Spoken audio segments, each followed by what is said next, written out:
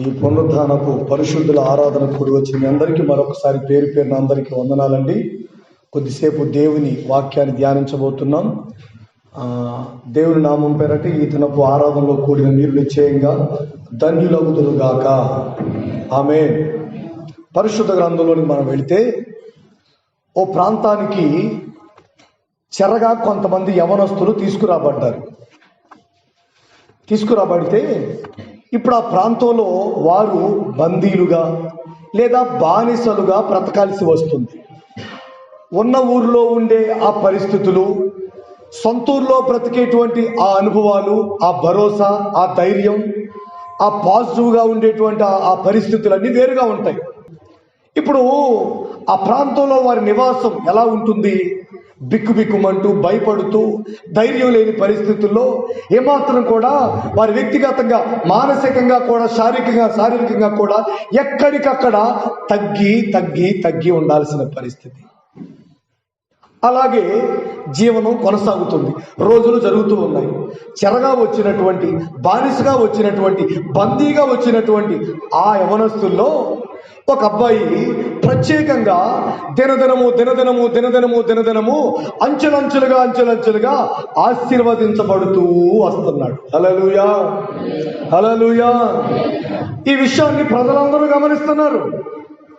చాలా మందికి అర్థమవుతూ ఉంది, ఏంట్రా ఈ అబ్బాయి ఇట్లా, ఇంతకుముందులా లేడు, ఇప్పుడు కాస్త వేరేగా ఉంది. ఇప్పుడు వ్యవహారం, ఇతని పద్ధతులు, ఇతని విషయాలు, ఇతని బిహేవియరు, ఇతని ఇంప్రూవ్మెంట్ చూస్తూ ఉంటే, ఆ గ్రోత్ చూస్తూ ఉంటే మెల్లమెల్లగా ఇతని వ్యక్తిగత జీవితంలో హెచ్చింపబడుతున్నాడు. ఎలా సాధ్యమవుతుంది? వీళ్ళేమో ఊళ్ళో కూర్చుంటా, వీళ్ళేమో రాత్రి అయితే తాగుతా, తింటా, లేదంటే ఇక ఫోన్లు పట్టుకుని రాత్రి పగలు ఫోన్లతో గడిపేస్తా, రోడ్లంటా జోబుల్లో చేతులు పెట్టుకుని రోడ్లంటా పికారోళ్ళు మొదలు తిరుగుతా ఉన్నారు. ఈ అబ్బాయి మాత్రం ఎక్కడి నుంచో వచ్చాడు, బానిసగా, బందీగా, చెరపట్టబడి. కానీ ఈ అబ్బాయి మాత్రం అంచెలంచెలుగా ఎదుగుతూ, ఆశీర్వదించబడుతూ, హెచ్చింపబడుతూ, చూసేవాళ్ళందరి ఎదుట ఘనమైన స్థితిలో అతడు నివసిస్తున్నాడు. జీవితాన్ని కొనసాగిస్తున్నాడు. దేవునికి స్తోత్రం, హల్లెలూయా. అరే ఏదో ఉందిరా, సంథింగ్ ఏదో ఉంది. ఎందుకు మరి మనం ఎట్లానే ఉన్నాం? ఈ అబ్బాయి ఇట్లా హెచ్చింపబడుతున్నాడు కదా, ఎట్లా సాధ్యమవుతుంది? అబ్బాయికి చచ్చామా బ్రతికామా అన్నట్లుగా ఉండాలి కదా. మరి ఏంటి అతని పరిస్థితి? ఎందుకు ఇట్లా అవుతున్నాడేంటి, ఇలా ఉన్నాడేంటి ఈ అబ్బాయి? సంథింగ్ ఏదో ఉందిరా. వాళ్ళమ్మ తాగితే ఏమన్నా కట్టిందంటారా? వీళ్ళు ఆలోచిస్తున్నారండి. ఈ పనికి వాళ్ళందరూ, ఈ పని పాట లేని వాళ్ళందరూ ఆలోచిస్తున్నారు. తాగితే ఏమన్నా కట్టిందా వాళ్ళమ్మ? ఎవరైనా తాగితే కడితే అట్లా అయిపోతారా? లేదా వాళ్ళ ఇంట్లో ఏమన్నా అంతరం పెట్టారా? అంతరం అంటే తెలుసండి? అంతరం అంటే తెలుసా తెలీదా? మీరు చిన్నపిల్లలు, మీకు తెలియదు. అంతరం అంటే ఇంటి గుమ్మం దగ్గర ఒక రేకు ఉంటుందండి, ఫోటో, అది రాగి రేకు ఉంటుంది. దాని మీద చాలా గీతలు ఉంటాయి. ఇలా బ్రతుకు మాత్రం, వీళ్ళ రాత మాత్రం వేరేగా ఉంటుంది. దాని మీద గీతలు చూస్తానే బాగానే ఉంటుందండి. మా ఇంట్లో కూడా మా అమ్మ కట్టేది. అంతరం అంటారు. అరే వాళ్ళ ఇంట్లో అంతరం ఏమన్నా కట్టారా? లేదంటే వాడి చేతికి ఏమైనా ఆ పొడి ఉంగరాలు ఉన్నాయా? పొడి ఉంగరాలు, రాయి, ఈ ఎర్ర పొడి, పచ్చ పొడి, నీళ్ళం పొడి, ఈ పొడి ఉంగరాలు పెడతారండి. మాట వింటారని పిల్లలు మాట వింటారని ఆ పొడి ఉంగరాలు చేసి పెడుతుంటారు. ఎమరల్ గ్రీన్ అని, రెడ్ అని, ఇంకోటి పెడుతుంటారు.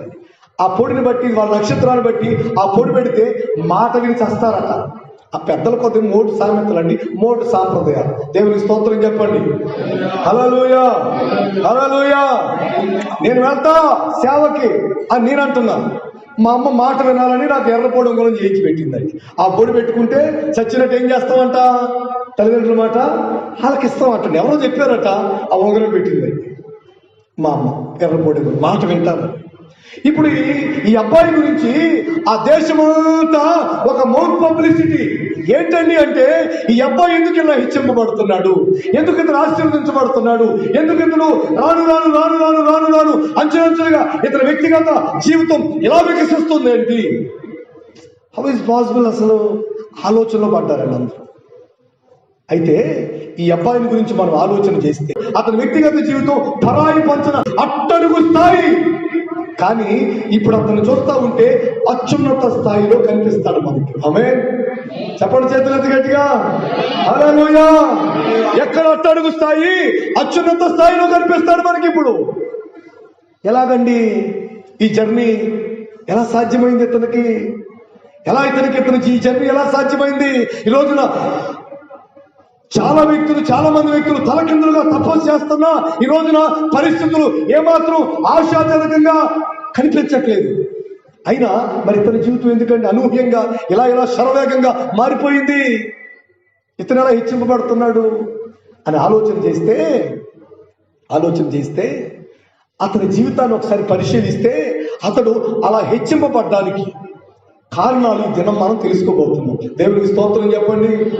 హల్లెలూయా. మీ ప్రక్క వారికి వందనాలు చెప్పండి ఒకసారి. చెప్పారా? ఇలాగా వందనాలు చేతి కొడతానండి. Praise lord. హల్లెలూయా హల్లెలూయా. బాగా ఆలోచించండి.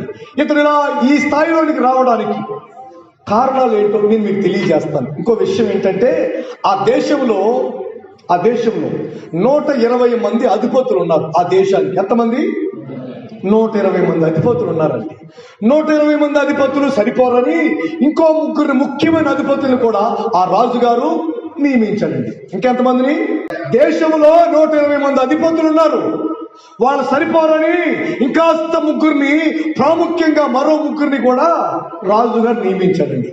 ఆ 3లో ఈ వ్యక్తి ప్రధానుడు.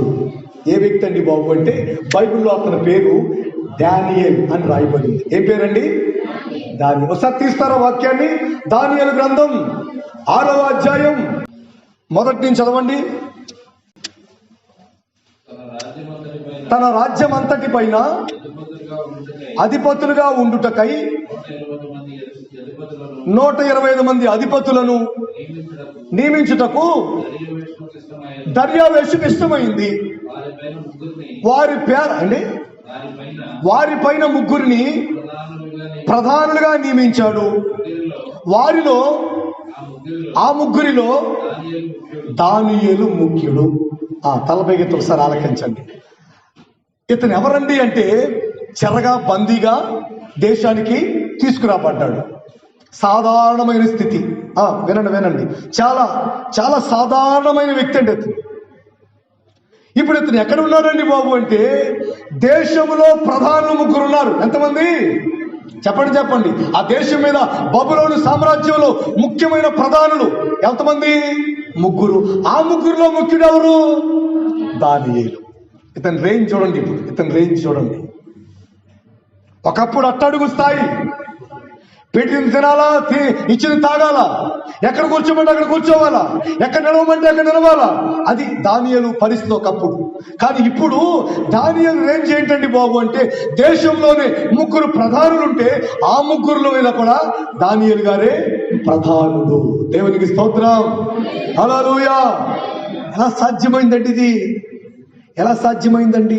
తలకిందులుగా తపస్సు చేసి, వ్యాపారం చేసి, ఉద్యోగం చేసి, వ్యవసాయం చేసి, కూలి పని చేసి, చేతి పని చేసి, ఇంకా రకరకాల మార్గాల్లో ప్రయాసపడుతూ అన్ని రకాల చదువులు చదివి ఉన్నదంతా పోగొట్టుకుని, జుట్టంతా రాలగొట్టుకుని, తెలివంతా తెల్లారిపోయి, వయసు అంతా అయిపోయి ఇంత అయిపోతున్నా ఎక్కడున్నామండి బాబు అంటే ఏం పెద్దగా మార్పులే కనిపించట్లేదు. కానీ దానియేలు మాత్రం ఎక్కడో అట్టడుగు స్థాయిలో నుంచి, ఆ బానిస అనుభవాల్లో నుంచి, అంధకారపు అనుభవాల్లో నుంచి, ఆ చిత్కారాల మధ్యలో నుంచి, ఏదో అంత పెడితే అన్నిస్తే తిని తాగి మూలన పడుండాల్సిన ఆ పరిస్థితుల్లో నుంచి దేశానికి 3 ప్రధానులుంటే ఆ ప్రధానుల్లో ముఖ్యుడిగా మారిపోయాడు. దేవునికి స్తోత్రం.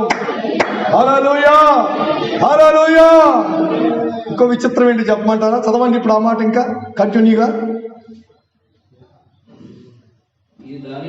ఈ దానియేలు అతి శ్రేష్టమైన బుద్ధి గలవాడై ప్రధానులలోను అధిపతులలోను ప్రఖ్యాతు నొందియుండెను గనుక రాజ్యమంతటి మీద అతని నియమింపవలనని రాజుగారు ఉద్దేశం. ఒకసారి తలపైకి తాలకించండి. ఆ మాట చాలా ప్రాముఖ్యం, అది మీకు చెప్పాలని. ఇప్పుడు 120 మంది అనుకున్నాం. మొదట ఎక్కడి నుంచి? ఎక్కడి నుంచి స్టార్టింగ్ పాయింట్ నుంచి డే 1 నుంచి ఒకసారి ఆలోచిస్తే ఇతడు చెరగా వచ్చిన వ్యక్తి, బందీగా వచ్చిన వ్యక్తి, బానిస బ్రతుకు, పెట్టిన తినాలా, పడుకోమన్న చోట కూర్చోమన్న చోట కూర్చోవాలా, అలాంటి పరిస్థితుల్లో నుంచి ఇప్పుడు ఎక్కడికి వచ్చాడంటే మొదట 120 మంది అనుకున్నాం. ఎంతమంది అధిపతులు చెప్పండి, మీరు ఆన్లో ఉండాలి. 120 మంది అధిపతులండి. సరే, వాళ్ళ కాస్త పోయి మళ్ళా 3 ప్రధానులు, ఆ 3లో కూడా దానియేలే ముఖ్యుడు. అంటే ఇప్పుడు దానియేలు చేతి కింద ఎంతమంది ఉన్నట్లు? 122 మంది ఉన్నారండి. ఎగ్జాక్ట్ గా 122 మంది ఉన్నారండి దానియేలు చేతి కింద. వాళ్ళెవరు? సామాన్యులా లేదంటే అఫీషియల్స్ అండి? అఫీషియల్స్ అండి వాళ్ళు, అఫీషియల్ ఆఫీసర్స్ అండి వాళ్ళంతా. ఊరికే సామాన్యులు కాదండి. ఆయన చేతి కింద ఉన్నారండి 122 మంది అఫీషియల్ ఆఫీసర్స్ ఆయన చేతి కింద ఉన్నారండి. ఇప్పుడు ఆ 122 మంది మీద ఈయన ముఖ్యుడు. ఇప్పుడు ఇంకో స్టెప్ తీసుకున్నాడు రాజుగారు. ఏంటంటే అది 122 మంది మీద కాదు, ఈ 122 మంది మీద కాదు, రాజ్యమంతటి మీద దానియేలే ఏకైక అధిపతిగా, అధికారిగా, ప్రధానిగా ఉండాలి అని రాజుగారు ఉద్దేశించాడటండి. దేవునికి స్తోత్రం చెప్పండి, సంతోషంగా ఉన్నవాళ్ళు హల్లెలూయా. చూడండి, రాజుగారి ఉద్దేశం ఈ దినం మీరు గమనించాలా.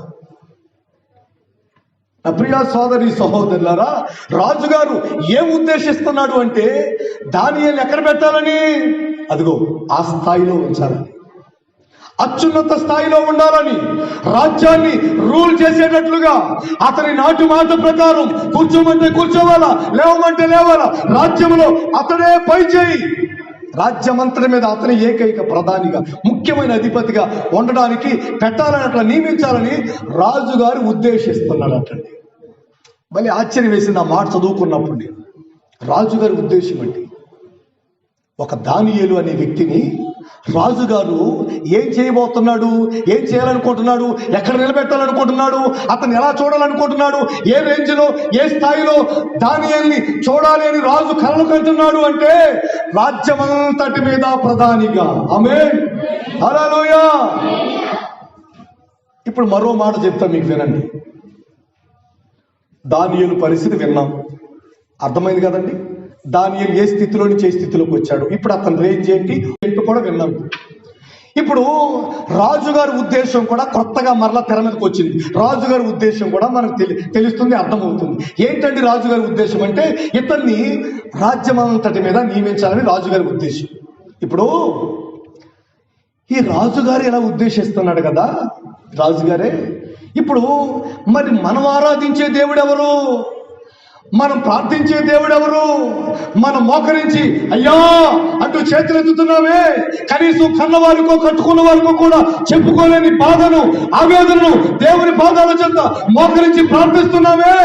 ఆ జీవాధిపతి అయిన దేవుడు, ఆ సర్వాధికారి అయిన దేవుడు, ఆయన ఎవరండి బాబు అంటే ఆయన రాజులకు రాజు, ప్రభువులకు ప్రభువు కదా. ఆయన ఉద్దేశాలు ఎలా ఉంటాయి ఆలోచించారా? ఆయన ఉద్దేశాలు ఎలా ఉంటాయి? ఒక రాజు ఈ రేంజ్లో ఆలోచిస్తున్నాడంటే, ఓ దేశాన్ని పరిపాలించే ఒక మనిషి, ఓ రాజు ఈ రకంగా ఆలోచిస్తున్నాడు అంటే దానియేలు గురించి ఈ పొద్దు నీ గురించో లేదా నా గురించో, మనందరి గురించి, మన కుటుంబాల గురించి, మీ సంతానం గురించి, మీ వ్యక్తిగత విషయాల గురించి, వ్యాపారమైన, ఉద్యోగమైన, వ్యవసాయమైన, నువ్వు ఏ రంగంలో కొనసాగే వ్యక్తిమైన నీ గురించి, నా గురించి, మనందరి గురించి రాజులకు రాజైన దేవుడైన యెహోవా ఇంకెలా ఆలోచిస్తాడు, ఇంకెలాంటి ఉద్దేశాలు కలిగి ఉంటాడు ఆయన? చూడండి, ఒకసారి ఆలోచించండి. శ్రేష్టమైన ఉద్దేశాలు ఆయన కలిగి ఉంటాడు. ఈ రాజుకి ఎలాంటి ఉద్దేశాలు వస్తే, ఈ రాజుకి ఎలాంటి ఆలోచనలు వస్తే, మరి ఆయన రాజులకు రాజు కదా. దేవునికి స్తోత్రం చెప్పండి, హల్లెలూయా. ఆయన ప్రభువులకు ప్రభువు కదా, ఆయన సర్వాధికారి కదా, నీ కొరకు ప్రాణమే పెట్టినవాడు కదా, కలువరి సిలువలో ఆయన త్యాగమైపోయాడు కదా, నీ కొరకు యాగమైపోయాడు కదా. అలాంటి వాడు ఇంకెంతగా ఆలోచిస్తాడు, ఇంకెంత బెస్ట్ ఇవ్వాలనుకుంటాడు నీకు, ఇంకెంత ఆశీర్వాదకరంగా నీ కొరకు యోచిస్తాడు ఆయన. అసలు ఆలోచిస్తుంటేనే ఆ ఊహకందని విషయాలండి. నా దేవుని ఉద్దేశాలు ఆశీర్వాదకరమైనవి. అలాంటి ఆశీర్వాదకరమైన, దీవెనకరమైన ఉద్దేశాలు మా పక్షంగా నెరవేర్చబడాలి ఆయన కోరుకునేవాడు. ఒకసారి రెండు చేతులకి దేవునికి స్తోత్రం చెప్పండి. హల్లెలూయా, హల్లెలూయా, హల్లెలూయా. శ్రేష్టమైన ఉద్దేశాలు ఆయన కలిగి ఉంటాడు. రాజుగారి అలాంటి ఉద్దేశాలు ఉన్నప్పుడు దేవునికి ఎందుకు ఉండవండి? సరే, ఆలోచించండి, బాగా గమనించండి, మీకు విషయం కాస్త అర్థమైంది. ఇప్పుడు ఆలోచిస్తే దానియేలు గారు ఎక్కడి నుంచి ఎక్కడికి వచ్చాడో ఇవన్నీ ఆలోచించాం.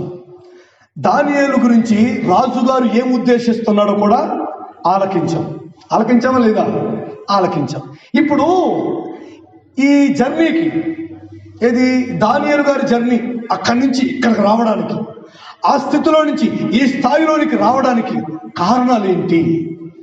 అసలు ఏం కారణాలు అయి ఉంటాయి? ఏ విషయాలు దోహదపడి ఉంటాయి? ఇతన్ని అక్కడెక్కడో అట్టడుగు స్థాయిలో ఉన్న వ్యక్తిని ఈ స్థితిలోనికి దేవుడు తీసుకొచ్చాడు కదా, అసలు ఇలా రావడానికి కారణాలు ఏంటి? దేవుడు ఏం చూశాడు? రాజు ఏం చూశాడు? ఆ దేవుని పేరట ఈ మాట్లాడకిస్తున్న ప్రియ సోదరి సహోదరులారా, పెద్దలారా, మీ వ్యక్తిగత జీవితాలు ఎలా ఉండాలని ఓ సేవకునిగా నేను కోరుకుంటున్నాను అంటే, ఉన్నతంగా ఉండాలి, అత్యున్నతంగా మీరు ఆశీర్వదించబడాలి. ఈ రోజున మీ పరిస్థితులన్నీ కొద్ది గొప్ప ఎరిగిన వాడిగా మనసారా కోరుకునేది ఏమిటంటే, మీరు అంచెలంచెలుగా హెచ్చింపబడాలి. ఆమేన్, హల్లెలూయా. మరి అలా దానియేలు వలె ఆ స్థాయి అందుకోవాలి అంటే, దానియేలు వలె ఆ స్థాయి పొందుకోవాలి అంటే, ఆ రేంజ్కి వెళ్ళిపోవాలి అంటే ఎట్లా? అసలు దానియేలు ఏం చేశాడు? అసలు దానియేలు వ్యక్తిగత విషయాలు ఏమిటి? దానియేలు ప్రొఫైల్ ఏంటి? అసలు ఆయన స్టేటస్ ఏంటి? ఇవన్నీ మనం గమనిస్తే పరిశుద్ధ గ్రంథంలో టూకీగా 2-3 మాటలు చెప్పి ముగించేస్తాను. ఒకసారి చేతులు ఎత్తి గట్టిగా దేవుని స్తోత్రం చెప్పండి. గట్టిగా చెప్పాలి, హల్లెలూయా. పరిశుద్ధ గ్రంథంలో మనం విన్న విషయాలు తలపైకి తాలకించండి. మీరేం బైబిల్ దేకలేదు. మీరందరూ నాకంటే బాగా బైబిల్ ఎరిగిన వారు, నా నమ్మకం, నాకంటే బాగా తెలుసని. కాస్త జాగ్రత్తగా ఆలకించండి. ఫ్రెండ్స్ ఏం తీయక్కర్లేదు, ప్రశాంతంగా ఆలకిస్తే ఒక 20 నిమిషాలు, అర్ధ గంటలు ముగించుకుని మనం ప్రభు వల్లలోని వెళ్ళబోతున్నాం. ఏంటండి బాబు అంటే, రాజుగారు వాళ్ళకి మంచి ఆహార పదార్థాలు నియమించాడటండి. మంచి ఆహార పదార్థాలు అక్కడ ఉన్న అధికారికి ఏది చెరగా వచ్చారు కదా, ఫస్ట్ చెరగా వచ్చారు కదా, వచ్చినప్పుడు వాళ్ళు ఏం తినాలో, ఏం ధరించాలో, ఇంతకుముందు ఏదో తిన్నారు, ఏదో తాగారు, ఎక్కడో ఉన్నారు, కానీ ఇప్పుడు వేరే చోటుకు వచ్చారు, పరాయి పంచుకొచ్చారు. ఏది పెడితే తినాలి, ఏది ఇస్తే అది తాగాలి, ఎక్కడ కూర్చోమంటే అక్కడ కూర్చో, దట్స్ ఆల్. ఇంకేం మాట్లాడడానికి లేదండి. ఆ పరిస్థితుల్లో దానియేలుతో పాటుగా మరి కొంతమంది యవనస్తులు, మీరందరూ ఉన్నారు కదా, వాళ్ళకి ఆహార పదార్థాలు వచ్చాయి. ఏమొచ్చాయి అనుకుంటున్నారు? రాజు భుజించే భోజనము, రాజు పానం చేసే ఆ ద్రావకం, ఆ డ్రింక్ వచ్చేయండి. అందరూ ఆ పెట్టగానే గుమగుమలాడిపోతుంది. భలే ఉందండి, మంచి స్మెల్. రాజుగారి భోజనం అంటే సామాన్యంగా ఉంటుందండి? సామాన్యంగా ఉంటుందా? చాలా బాగుంటుంది కదండి. 40 రకాలు 50 రకాలు ఉంటాయి కదండి. రాజు భోజనం తింటున్నారు ఇప్పుడు యవనస్తులందరూ. చెప్పగానే ఆవురావురమంటూ మొదలు పెట్టేశారండి. తాగుతున్నారు తింటున్నారు. కానీ దానియేలు ఆ భోజనశాలలో, లేదంటే వీళ్ళకి అధికారిగా వీళ్ళ మీద నియమించబడినటువంటి వ్యక్తి దగ్గరికి వెళ్ళి ఆ నపుంసకుడైన వ్యక్తితో అంటున్నాడు, అయ్యా, ఈ ఆహారం మేము తినలేము, ఈ ఆహారం, ఈ పానీయం మేము త్రాగలేము, మాకు ఎలాంటి ఆహారం వద్దు, సామాన్యంగా మామూలుగా సాధారణ భోజనమే మాకు చాలండి అని చెప్పి ఆ దానియేలు రిక్వెస్ట్ చేశాడట.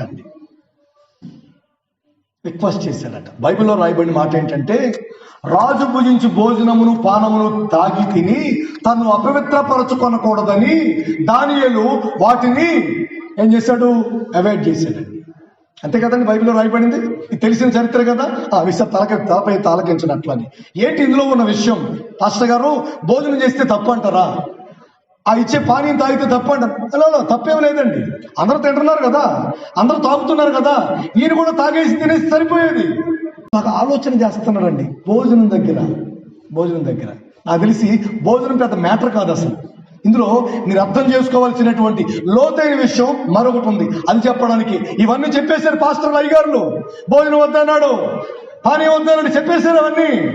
విని బుర్ర వాసిపోయింది కదా మనకండి. అసలు విషయం ఏంటంటే, దానియేలుతో పాటుగా యవనస్తులందరూ భోజనం చేస్తున్నారు. వాళ్ళంతా తాగుతున్నారు. మరి దానియేలు గారు ఎందుకని తాగలేదు, తినలేదు? జస్ట్ భోజనమే కదా. అదేదో ప్రతిమకు నమస్కారం చేయమన్నారంటే ఆలోచించాలా? అవునంటారా కాదంటారా? అప్పుడు ఆలోచించాలా. ప్రతిమకు నమస్కారం చేయమన్నారు అంటే, లేదా అక్కడ కొబ్బరికాయ కొట్టమన్నారంటే అప్పుడు ఆలోచించాలా. మేము ప్రార్థనకి వెళ్తాగా, కొట్టచ్చా అని అప్పుడు ఆలోచించాలా. ఏది కొబ్బరికాయ కొట్టమంటే ఏంటండి, అక్కడ వడపప్పు బెల్లం పెట్టమంటే అప్పుడు ఆలోచించాలా. కానీ భోజనం చేయమంటే ఏమి ఆలోచిస్తాడండి? ఎందుకు ఆలోచిస్తాడు అంటే మీరు బాగా ఆలోచించాల. ఆత్మ సంబంధంగా ఈ దినాన దేవుని పిల్లలుగా ఈ మొదటి పునరుద్ధానపు బలారాధన కార్యక్రమానికి కూడా వచ్చిన ప్రియ సోదరి సహోదరులారా, దానియేలు పాయింట్ ఆఫ్ వ్యూలో మనం ఆలోచిస్తే ఏంటండి దానియేలు ఆ స్థాయి నుంచి ఈ స్థాయికి రావడానికి కారణాలు ఏంటి అంటే, దానియేలు మనం అనుకుంటాం, చాలా మంది అనుకుంటారు జస్ట్ భోజనమే కదండి అనుకుంటారు. కానీ దానియేలు గారు ఇలాంటి చిన్న చిన్న విషయాల్లో కూడా చాలా కేర్గా ఉంటాడు. ఆమేన్, హల్లెలూయా. చిన్న చిన్న విషయాలే, సింపుల్ థింగ్స్ అనుకుంటాం మనం. లేదు, దానియేలు దాని విషయంలో ఏమాత్రం రాజీ పడ్డండి. దానియేలు అలాంటి విషయాలు ఏమాత్రం కూడా కాంప్రమైజ్ కాదండి. చిన్న విషయాలైనా సరే, చిన్న విషయమైనా సరే వాటిని మాత్రం చాలా జాగ్రత్తగా హ్యాండిల్ చేస్తాడండి. ఇప్పుడు గమనించాల్సింది ఇది. మనం ఈ వాక్యపు లోతు ఏంటండి బాబు అంటే, ఎందుకు భోజనం మానేశాడండి బాబు అంటే, ఎందుకు పానీయం మానేశాడండి బాబు అంటే, బైబిల్లో మనం గమనించాలి. కానీ ఆ లోతు ఏంటంటే, దానియేలు తన ఆత్మీయ జీవితాన్ని గురించి ఆలోచిస్తూ, ఇదిగో ఇలా చేయకూడదేమో, ఇలా ఉండకూడదు అని చిన్న విషయాలు కూడా పట్టించుకుంటాడు. ఏం తినాలో, ఏం త్రాగాలో, ఎలా ధరించాలో వస్త్రాలు, ఏ విధంగా ఉండాలో, ఎక్కడ నిలబడాలో, ఎవరి దగ్గర మాట్లాడాలో, ఎక్కడ సకిలించకూడదు, ఎక్కడ పళ్ళు ఎకిలించకూడదు, ఎక్కడ మాట వినిపించకూడదు, ఎవరి దగ్గర కనిపించకూడదు, ఇలాంటివన్నీ కూడా ఆలోచిస్తాడా? అవును, ఆలోచిస్తాడు దానియేలు గారు. ప్రతి చిన్న విషయాన్ని కూడా గమనించుకుంటాడు. ఎందుకంటే తను దైవికమైన ప్రయాణంలో ఉన్నాడు. ఆమేన్, హల్లెలూయా. లోకంలో తిరగట్లేదు, అతను బజారులో తిరిగేవాడు కాదు. ఎవరండి బాబు అంటే, దైవికంగా ఎదుగుతున్నాడు కదా. ఇతను స్పిరిచువల్ జర్నీ కదండి ఇతను. అందుకని ప్రతి చిన్న విషయాన్ని కూడా ఆచితూచి అడుగులేస్తాడండి. ఇది దానియేలు ఆ స్థాయికి రావడానికి గల కారణం ఏంటండి బాబు అంటే, తన వ్యక్తిగత జీవితంలో తన జర్నీలో ఫస్ట్ స్టెప్ ఒకసారి ఆలోచిస్తే, భోజనం దగ్గర కూడా ఆలోచిస్తాడా? అవును, ఆలోచిస్తాడు. టీ తాగే దగ్గర కూడా ఆలోచిస్తాడు. అవును, ఆలోచిస్తాడు. బట్టలు వేసుకునే దగ్గర కూడా ఆలోచిస్తాడు.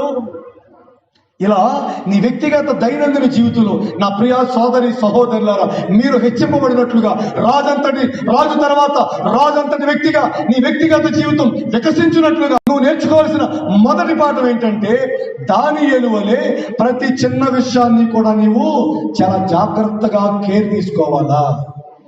ఏం కాదులే, యాడే తినపోతే, తినేస్తే, వెళ్ళకపోతే, వెళితే అట్లా అనుకోకుండా నీ వ్యక్తిగత ఆత్మీయ జీవితానికి ఏది ప్రయోజనకరమో, ఏది ఆశీర్వాదకరమో, ఏది దీవెనకరమో నువ్వు కాస్తంత ఆలోచన పూర్వకంగా అడుగులు వేయగలిగితే నీ స్థాయిని నా దేవుడు మార్చబోతున్నాడు. ఆమేన్, హల్లెలూయా, హల్లెలూయా. దేవుడు మారుస్తాడండి. మరి దానియేలు గురించి రాజు అలాంటి ఉద్దేశాలు కలిగి ఉన్నాడు. మరి నీవు నేను ఆరాధించేది రాజు కాదు, రాజులకు రాజు కదా.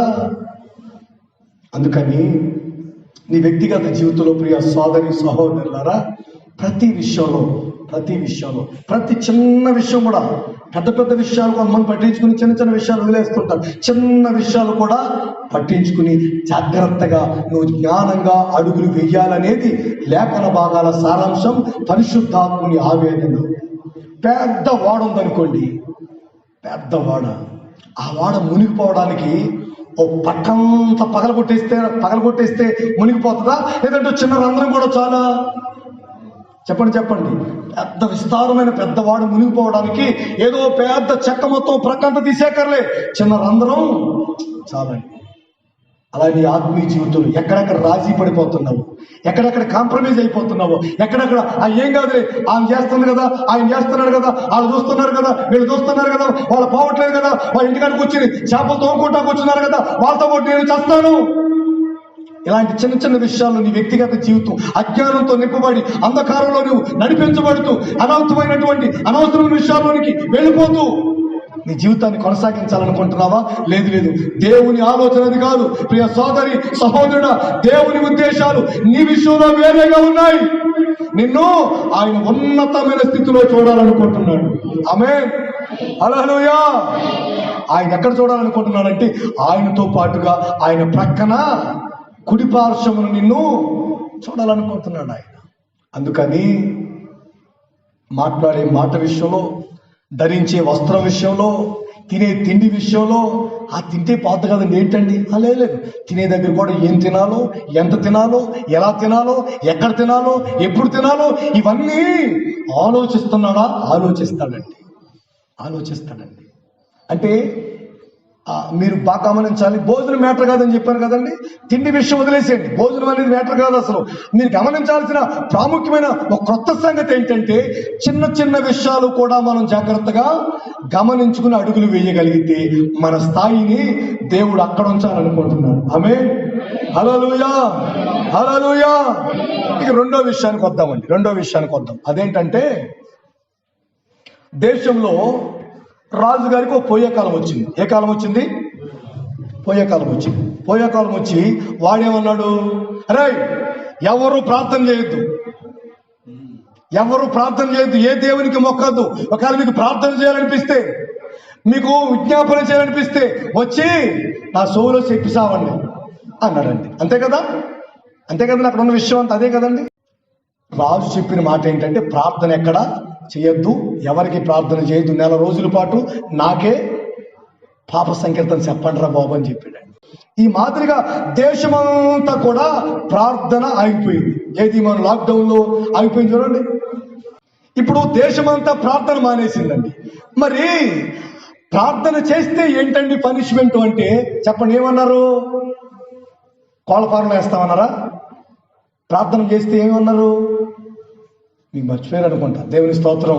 అంటే పాతవి గతించిన నీ బైబిల్లో ఉంది కదా, ఇక బైబిల్ అంతా పాతవి మర్చిపోయారు అనుకుంటున్నానండి. ప్రార్థన చేస్తే దానియేలు ఎక్కడేస్తామన్నారు? దానియేలు అని కాదు, నాట్ ఓన్లీ దానియేలు అండి, ఎవరు ప్రార్థన చేసినా ఎక్కడేస్తామన్నారు? సింహాల భూమిలో వేస్తాం. అంతే కదండి, కరెక్టే కదా. ఇప్పుడు ఈ విషయం దానియేలు గారికి తెలుసండి.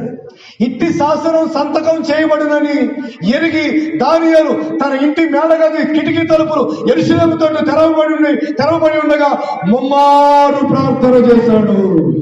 హల్లెలూయా, ముమ్మారు ప్రార్థన చేశాడండి. ఇక్కడ ఏంటండి విషయం అంటే, మొదటిది చిన్న చిన్న విషయాలు కూడా అతను గమనించుకుంటాడు. రెండవదిగా ప్రార్థన ఎవరు మానేయమన్నా, ఆరాధన ఎవరు మానేయమన్నా, మోకరించొద్దు అని ఎవరు చెప్పినా, ఉపవసించొద్దు అని ఎవరు చెప్పినా, దైవికమైన విషయాల్లో ఎవరు ఏం చెప్పినా అతని తీర్మానం ప్రకారమే ముందుకు వెళ్తాడు. దేవునికి స్తోత్రం, హల్లెలూయా, హల్లెలూయా. మీకు విషయం చెప్పాను, ఇక్కడ చిన్న లాజిక్ చెప్పమంటారా? దానియేలు గారిని 122 మంది మీద ప్రధానిగా పెట్టడమే కాకుండా, బాగా గమనించండి, పెట్టడమే కాకుండా రాజ్యమంతటి మీద కూడా దానియేలు ముఖ్యుడిగా నియమించాలని రాజుగారు ఏం చేశాడు? ఉద్దేశించాడు. అంటే దానియేలు అంటే ఎంత నమ్మకమో చూడండి. ఎవరికి చెప్పండి? రాజుగారికి. దానియేలు అంటే వల్లమాలిన నమ్మకం. బామ్మర్దులు ఉంటారా? ఉండి చస్తారు కదండి. బామ్మర్దులు ఉంటారు కదండి, మేనాళ్ళు ఉండి చస్తారు కదండి. తమ్ముళ్ళు అన్నయ్యలో, తమ్ముడు కొడుకులు, అన్నయ్య కొడుకులు ఉండి చేస్తారు కదా, వాళ్ళు ఎవ్వరు జోలికి వెళ్ళలేదు రాజుగారు. అంటే దానియేలు అంటే అంత నమ్మకం. ఎవరికి? రాజుగారికి. దానియేలు కూడా రాజుగారిని ఎప్పుడు హత్య చేయడండి. హల్లెలూయా. ఎప్పుడు ఇబ్బంది పెట్టలే. ఎప్పుడు దానియేలు గారు రాజు మాట వింటానే ఉంటాడు, రాజుగారిని గౌరవిస్తానే ఉంటాడు, రాజు అంటే ప్రేమిస్తానే ఉంటాడు, రాజుకి ఏ ఇబ్బంది లేకుండా చూసుకుంటాడు. అయితే ఆత్మీయ విషయాల్లో మాత్రం రాజైనా సరే తన తీర్మానం ప్రకారమే నడుస్తాడు. ఇది దానియేలు జీవితంలో మనం చూస్తే సాహసోపేతమైన నిర్ణయం అండి. డేరింగ్ డాషింగ్ డెసిషన్ అంటారే, ఆ మాదిరిగా ఇతను చూడండి ఎలాంటి నిర్ణయం తీసుకున్నాడంటే, అంతానేమో ప్రార్థన మానేశారు. అందరూ రాజుగారి చెవిలో ఊరుతున్నారు, పోయి ఏదో పోయే కాలం వచ్చినట్టు రోజుకి రాజుగారి దగ్గర పోయి చెప్తుంటారండి. కాకపోతే దానియేలు మాత్రం దేవునితో మాట్లాడుతున్నాడు. హల్లెలూయా, హల్లెలూయా. ఇవన్నీ ఎప్పుడు రొటీన్ గా మనం చదివే విషయాలే. దానియేలు ఎంత డేరింగ్ అండ్ డాషింగ్ డెసిషన్ తీసుకున్నాడు చూడండి. అందరూ ప్రార్థన మానేశారు. పడేస్తాడు, సింహారభంలో పడేస్తామన్నారు. తెలిసి చేశాడా తెలియక చేశాడా బైబిల్లో చాలా వివరంగా రాయబడింది. ఇట్టి శాసనం సంతకం చేయబడినని ఎరిగి, చదువుతారా వాక్య భాగాన్ని? 6:10. ఇటు శాసనము సంతకము చేయబడినని దానియేలు తెలుసుకున్నను అతడు ప్రార్థన చేశాడు. అంతే, అక్కడ విషయాలు చెప్పేశారు కదండి. ఇలా విషయం తెలిసినా సరే ఏం చేశాడు? ప్రార్థన చేశాడు. ఇప్పుడు ఇంట్లో ఎవరైనా ప్రార్థనకి వెళ్ళొద్దు అని చెప్తారండి? ప్రార్థనకి వెళ్ళొద్దని చెప్తారా? ఇంతే లేవు కానీ మోకరించుకమ్మా, కాళ్ళు ఏమవుతాయి కాళ్ళు? ప్రార్థన చేసుకోగానే ఉపవాసం ఉండదు, బుల్లే ఏమవుతుంది? బల్లి అవుద్దా? ఉపవాసం ఉంటాయండి. అది కొంతమంది ఇలా ఆలోచన చేస్తే విచిత్రంగా ఉంటాయండి కొంతమంది ఆలోచనలు అండి. ఇప్పుడు ప్రార్థనకి వెళ్తాను ఎవరు చెప్తారంటే చెప్పరండి. ఉపవాసం ఉండొద్దని ఎవరు చెప్పరు. మందిరానికి పోవద్దని ఎవరు చెప్పరు. ఆరాధన చేసుకోవద్దని చెప్పరు. కళ్ళు అమ్మ అందరూ ముసుకేసుకున్నావు, నువ్వు కూడా ముసుకేసుకో అని చెప్తారు. కానీ అందరూ ముసుకేసుకుని ప్రార్థన చేసుకుంటున్నావు, నువ్వు ఏదో దురాత్మ పట్టినట్లుగా, సంతలో ముసలమ్మలాగా, అదేదో చీకటి శక్తిలాగా అలా చూడతామండు అని చెప్తారండి. ఎవరు చెప్తారండి? ఎవరు చెప్పరు కదా. అందరూ ఆరాధనలో కూడా ఆరాధన చేసుకోమని చెప్తారు. ప్రార్థనకు వెళ్ళొద్దని, పరిచర్య చేయొద్దని, దేవునికి ఇవ్వద్దని, దేవుని సందులో ఉండొద్దని ఎవరైనా చెబుతారు? అసలు చెప్పరు కదా, చెప్పరు కదండి. అలా ఒకవేళ చెప్పారనుకో, అరే మందిరానికి వెళ్తే అమ్మఒడి కర్తం అన్నారనుకోండి, వస్తారండి? మామూలు జనరల్గా మనలో మనం మాట్లాడుకుందాం, బయటకు అవ్వచ్చు అండి. అమ్మఒడి కట్ అన్నారనుకోండి, చర్చికి పోతారండి.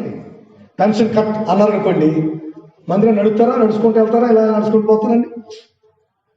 రైతు భరోసా లేదు అన్నారనుకోండి, చర్చికి పోతే ప్రార్థన చేస్తే సింహాలయంలో వేస్తామని చెప్పారు కదా. చెప్పిన తర్వాత కూడా దానియేలు గారు ఇంట్లో కూర్చున్నాడా? ప్రార్థన చేశాడా? ప్రార్థన చేశాడు. అంటే దైవికమైన విషయాల్లో అతని డెడికేషన్ చూడండి. ఈ రోజున నీ వ్యక్తిగత జీవితంలో నీకు సరైన ప్రతిష్ట లేక ఆ తీర్మానం పాడు చేసుకున్నావు, ఆ తీర్మానం పగిలిపోయింది, ఆ విశ్వాసం అనే ఓడ బ్రద్దలైపోయింది. నీ స్థాయి మారాలి అంటే, నీ పరిస్థితులు అనూహ్యంగా మారిపోవాలంటే, శరవేగంగా నీ వ్యక్తిగత జీవితంలో అభివృద్ధి ఈ రోజున నిన్ను ఆకాశం ఎందుకు తీసుకురావాలి అంటే, ప్రభు నామం పేరట ఉన్నత స్థితిలో నువ్వు నిలవాలి అంటే నీ తీర్మానం కూడా చాలా ప్రాముఖ్యం. కష్టమైన, నష్టమైన, సింహాల బోనైనా, నడి సముద్రమైన, ఏది ఏమైనా, చెరసాలైన ప్రభు నామం పేరట నీ తీర్మానంలోనే నీ ఉండాలి. ఆమేన్.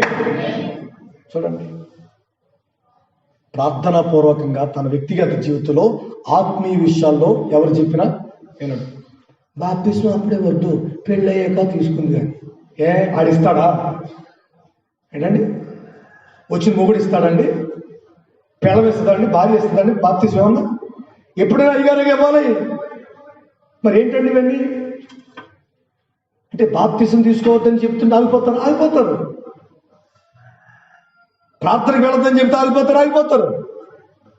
ఇలాంటివన్నీ మన జీవితంలో చాలా చూస్తున్నాం. ఆల్రెడీ నేను మీకు చెప్పడం తప్ప ఇవన్నీ మనం చూస్తూనే ఉన్నాం. ఇవన్నీ మనం అప్పుడప్పుడు ఫేస్ చేస్తూనే ఉన్నామండి. దేవుని పేరట నా ప్రియ సోదరి సహోదరులారా, పెద్దలారా, మీ వ్యక్తిగత జీవితాలు ఇదిగో దానియేలు చూస్తున్నాం. ఎక్కడో అట్టడుగు స్థాయి నుంచి ఈ స్థాయికి వచ్చాడు. ఇప్పుడు రాజు ప్రక్కన నిలబడ్డాడు, రూల్ చేస్తున్నాడు, బబులోను సామ్రాజ్యాన్ని అని పరిపాలిస్తున్నాడు, చిటికేసి పరిపాలిస్తున్నాడు. అంటే ఎలా పాసిబుల్ అంటే, అసలు చెరగా వచ్చాడు కదా, బందీగా వచ్చాడు కదా, ఎలా అంటే అతని నిర్ణయాలు ఒక్కొక్కటి చూస్తూ ఉంటే చిన్న చిన్న విషయాలు కూడా చాలా జాగ్రత్తగా ఉంటాడు.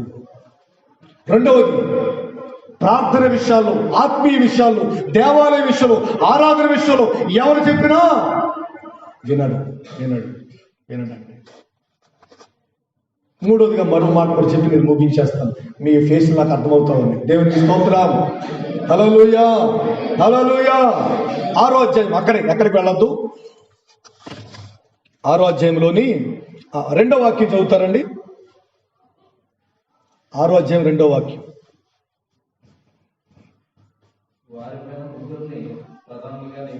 అన్న చదవండి. కొంచెం ఇస్తామా. ఆ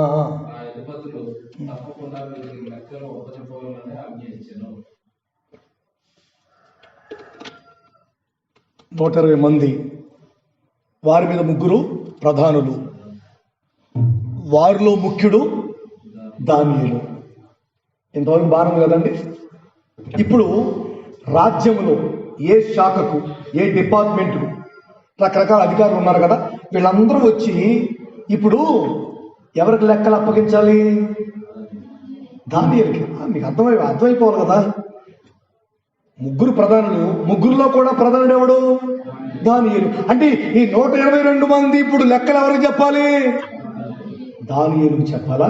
ఎస్, దానియేలుకి చెప్పాలి. ఆలోచిస్తే బాగా, దానియేలు ఇప్పుడు ఎవరండి బాబు అంటే, ఆ దేశంలో బబులోను సామ్రాజ్యంలో ఆడిటర్ అంటారు. తెలుసా అండి? ఆడిటర్ అంటే తెలుసు కదండి. ఆడిటర్ అంటే అవన్నీ లెక్కలన్నీ, ఖర్చు ఎంత, ఆదాయం ఎంత, రాబడి ఎంత, దీనికి ఎంత, దానికి ఎంత, సంక్షేమానికి ఎంత, ఇలా అన్ని ఆలోచన చేస్తుంటారండి. అన్ని కరెక్ట్గా చూపిస్తారండి. ఆడిటర్ అంటారు. ఇప్పుడు దానియేలు ఆ దేశంలో, దానియేలు అందరూ వచ్చి దానియేలుకు లెక్కలు చెప్పాలంట. దీన్ని ఎవరు చెప్పారు? రాజుగారు.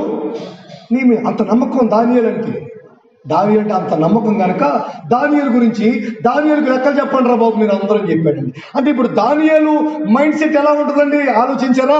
మొదటగా చదివారుగా అన్న, ఆ 2వ వాక్యం చూడండి. 2వ వాక్యంలోని 3వ లైన్, రాజునకు నష్టము కలగకున్నట్లు ఆ అధిపతులు తప్పకుండా వీరికి లెక్కలు ఒప్పచెప్పాల్సిందే. ఎవరికి నష్టం కలగకుండా? రాజుగారికి నష్టం కలగకుండా వేస్తాడండి. లెక్కలేస్తాడు.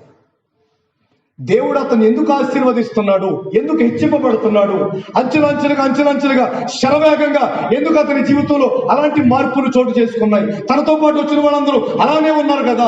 ఇప్పుడు అతని జీవితం, ఇతని పరిస్థితులన్నీ వేరుగా ఉన్నాయి కదా. సంథింగ్ స్పెషల్గా ఉన్నాడు కదా. ఎట్లా అంటే, మొదటిగా విన్నాం చిన్న చిన్న విషయాలు కూడా జాగ్రత్తగా ఉంటాడు. రెండవదిగా విన్నాం తన వ్యక్తిగత జీవితంలో దైవికమైన ఆత్మీయ విషయాల్లో ఎవరి మాట వినడు. అతను ప్రతిష్ట కలిగిన వాడై, తీర్మానం కలిగిన వాడై అలానే వెళ్ళిపోతాడు. చావు అయినా పర్వాలేదు, మరణమైనా పర్వాలేదు, చెరసాలైనా పర్వాలేదు, సింహాల పోలైనా పర్వాలేదు, అతను అంత డేరింగ్గా ఉంటాడండి.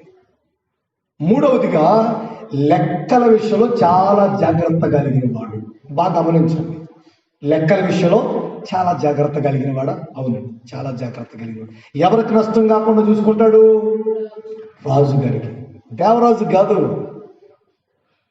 ఇప్పుడు మిమ్మల్ని దేవుడు దానియేలు కోణంలో దేవుడు మిమ్మల్ని ఆశీర్వదించాలి అంటే, ఆ దిశగా దేవుడు మిమ్మల్ని హెచ్చించాలి అంటే, మీ వ్యక్తిగత జీవితాల్లో మీ మైండ్లో ఒక ఆలోచన ఉండాలి. అదేంటంటే, ఆయనకు నష్టం కలగకుండా, ఆమేన్, హల్లెలూయా, పరిచర్యకు నష్టం కలగకుండా, సేవకు నష్టం కలగకుండా, దినదినము జరుగుతున్నటువంటి సేవా కార్యక్రమాలకి ఇబ్బంది కలగకుండా, ఎక్కడ నష్టం కలగకుండా మీ వ్యక్తిగత జీవితాల్లో లెక్కలు తేల్చుకుంటున్నారా? నా విషయం వదిలేసేయండి. దేవునికి నష్టం కలగకుండా, దేవునికి ఇవ్వకుండా, పరిచర్యకు నష్టం కలగకుండా మీ వ్యక్తిగత జీవితాల్లో లెక్కలన్నీ క్లియర్గా ఉన్నాయండి? క్లియర్గా ఉన్నాయా? ఆలోచించండి ఒకసారి. ఈ మాటలు మీ వ్యక్తిగత జీవితంలో కొత్తగా వింటే వినొచ్చుగాక, కానీ ఇవి లేఖన భాగాల్లోని సత్యం. దానియేలు ఎవరు తెలుసా? లెక్కలు సరిగా వేస్తాడు. రాజుకు నష్టం, ఎంత నష్టం కూడా కలగకుండా చూసుకుంటాడు. మీరేదో తేవాలి ఇవ్వాలని కాదు నేను చెప్పేది. దానియేలు బయోడేటా మనం చూస్తున్నాం, దానియేలు ప్రొఫైల్ మనం ఆలోచిస్తున్నాం. దానియేలు ఎవరంటే లెక్కల్లో వీకేం కాదండి, లెక్కల్లో పక్క పర్ఫెక్ట్ అండి. ఈరోజు నీ వ్యక్తిగత జీవితంలో ఆ స్థాయిలో మనం ఆశీర్వదించబడాలి, ఆ రేంజ్లో మనం నిలవాలి, మన వ్యక్తిగత జీవితాలు నడిపించబడాలి అంటే ఇదిగో దానియేలు అనే రాజుకు నష్టం కలగకుండా చూసుకోవాల్సిన బాధ్యత నీది. నీ కుటుంబం ద్వారా, నీ వ్యక్తిగత విషయాల ద్వారా, నీకున్నటువంటి ఖర్చుల ద్వారా, నీకున్నటువంటి అవసరాల ద్వారా ఉంటే ఉండొచ్చుగాక. అయితే అవన్నిటిని బట్టి రాజుకు నష్టం కలుగుతుందేమో, రాజుకు చెల్లాల్సినవి రాజుకు వెళ్లాల్సినవి వెళ్ళట్లేదేమో, ఖజానాలోకి వెళ్లాల్సినవి, దేవుని మందిరపు నిధులోనికి వెళ్లాల్సినవి, సేవలో ఖర్చు అవ్వాల్సినవి, పరిచర్యలో ఉండాల్సినవి, పరిచర్యలో వాడాల్సినవి, ఇవన్నీ లెక్కలు తారుమారు చేస్తున్నావా తెలివితేటలను ఉపయోగించి? దేవుడు ఆయన అనంత, చెప్పండి అనంత జ్ఞాని కదండి. నువ్వు ఈ విషయాలకి ఇంత లెక్కలేస్తుంటే ఆయన ప్రపంచం అంతటిని లెక్కేస్తాడు కదా. భూమి ఎక్కడుండాలో, అంగారకుడు ఎక్కడుండాలో, చంద్రుడు ఎక్కడుండాలో, సూర్యుడి పని ఏమిటో, నక్షత్రాల పని ఏమిటో, పాలపంత పని ఏమిటో, సర్వ విశ్వం ఎక్కడ ఎలా ఉండాలో అంత లెక్కలు కట్టాడు కదండి ఆయన. కనుక నీ వ్యక్తిగత జీవితంలో ప్రియ సోదరి సహోదరులారా, రాజుకు నష్టం రాకుండా నీ వ్యక్తిగత జీవితంలో నీవు ప్రవర్తించాలా? అవును, ప్రవర్తించాలి. రూపాయి కూడా రాజుకు నష్టం కలగకుండా చూసుకోండి. మీ ద్వారా, మీ కుటుంబం ద్వారా ఈ రోజున పరిచర్యకు మేలే కలగాలి, నష్టం కలగకూడదు. దేవునికే వెళ్ళాలి, అది లెక్క. కనుక 3 విషయాలు ఆలకించారు. ఎక్కడ వారు అక్కడే ఒకసారి అట్లా లేచి నిలబడితే చిన్న ప్రార్థన చేసుకుని ఆరాధన ముగించుకుందాం.